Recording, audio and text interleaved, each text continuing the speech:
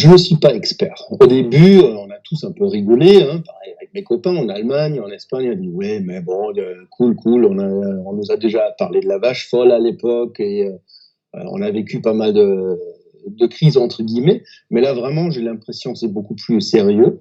Moi, je peux pas porter vraiment un jugement là-dessus si c'est une bonne mesure ou pas. Le confinement, ben, je crois que tout le monde est dans la même situation où les États, ben, on teste, on essaye. Est-ce que vraiment ça va aider à freiner la propagation du virus? Mais on n'en sait rien, mais je pense quand même pour couper la propagation en ce moment, c'est la meilleure mesure.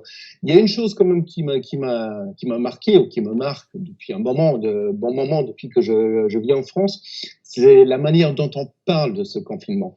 En France, le président Macron, il a parlé d'une guerre. Il a dit nous sommes en guerre. Il a répété plusieurs fois. La dernière intervention que j'ai vue en Alsace, c'est aussi dans un de ces hôpitaux que les militaires ont installés à Mulhouse.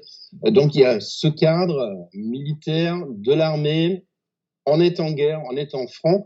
Et cette métaphore-là, on l'utilise pas en Allemagne. Hein. Tout le monde est conscient, il y a une crise, que la situation est vraiment sérieuse, mais de parler une guerre, je sais pas. Et moi, je sais